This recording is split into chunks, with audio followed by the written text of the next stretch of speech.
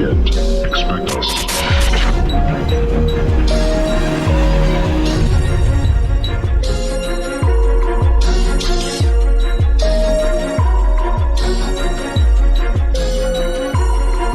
Greetings, fellow seekers of truth.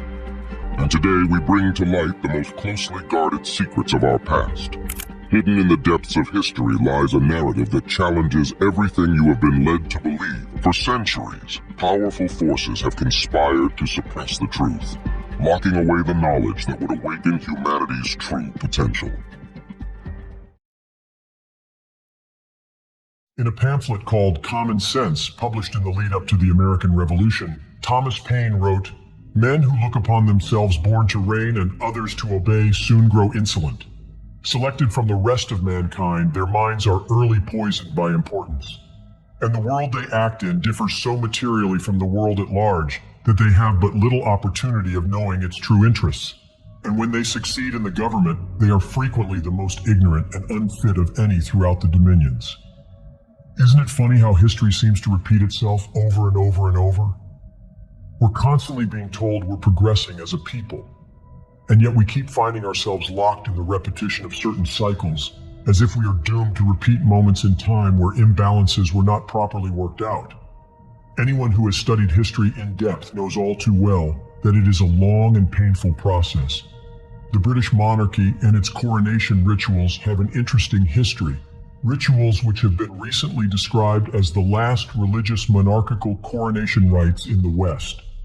But what they're not saying is that the British coronation ceremony is one of the most powerful symbols modern humanity has of the union between church and state. In America, this unholy union was permanently separated in the enshrinement of the First Amendment to the United States Constitution.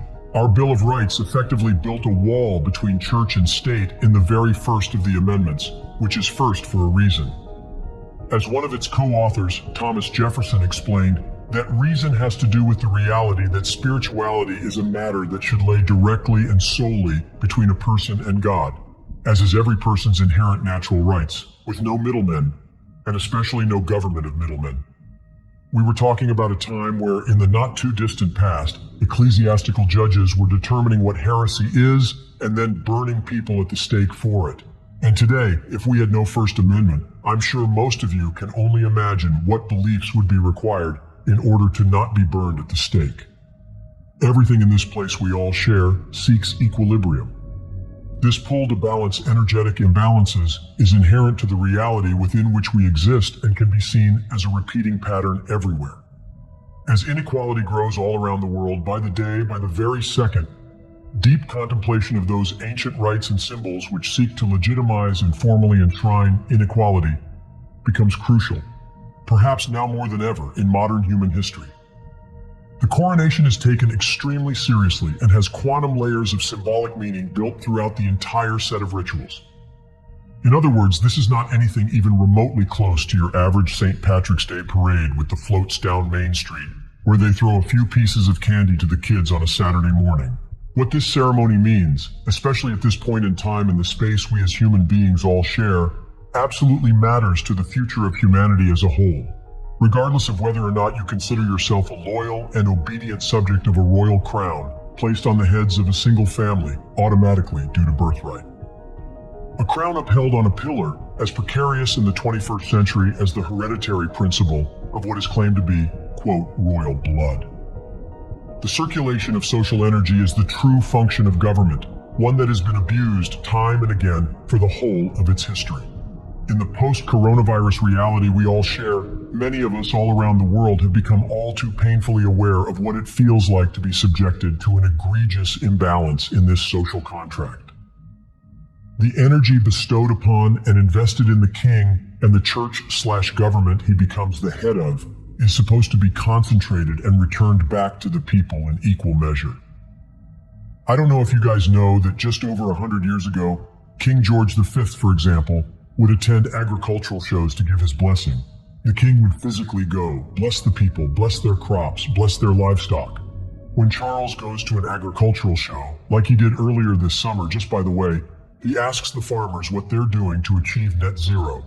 Going back further just a few hundred years, it was literally believed that the monarch, by virtue of his God-given divinity as, quote, the Lord's anointed, could lay his hands upon the sick and cure them. It was called touching for the king's evil, and records of it date back to King Edward the Confessor, whose reign began in 1042, and the practice of it actually continued up until the 18th century. 3 centuries on, and now according to British Heritage, accounts for the sovereign grant, which funds the monarchical household's official expenses, stated that subjects of the British Crown paid a whopping $102.4 million from 2021 to 2022 in order to fund the royals. That's a lot of financial energy of the average person in the kingdom being extracted and funneled up to the royal family. And it cannot be missed that we're living through a time when British citizens themselves are being told that they're going to have no choice but to pay a lot more for their energy this winter and beyond. It is now estimated that some 42% of British households may fall into what they're literally calling energy poverty this winter, leaving millions of the Crown's subjects financially unable to afford to light and heat their own homes. And that's 2 years after coronavirus. Corona and virus both coming from Latin. Corona meaning crown, and virus meaning poison. One can't help but notice, 2 years after coronavirus triggered the largest transfer of wealth from the masses up to the elite circles of power at the top of our modern society the world over. British Prime Minister Liz Truss recently declared the beginning of the new Carolean age, something Britain hasn't seen since Charles II ruled back in the 17th century. And the new king didn't have to be called Charles III, just by the way. He actually has 4 names. According to custom, he could have chosen any single one of those for his regnal name. But he chose Charles. Charles's deep symbolic ties to his 2 preceding royal namesakes go well beyond a shared name. His first wife, Princess Diana, was descended from not 1 but 2 of Charles II's illegitimate heirs. In other words, even if Charles III had not made it to the throne, his son William, who is next in line, is a blood descendant of Charles II. So in any case, this post-Elizabethan time period was inevitably going to be a Carolean age, regardless of whether Charles himself took the throne or not. And this isn't like when prospective parents flip through a baby name book and see what they like. These names are of extreme symbolic significance in their ties to the line and power of the monarchy, powerfully linking that country's past to its present. And it's interesting when you consider that his name will be said countless millions of times on a daily basis in the media and households everywhere.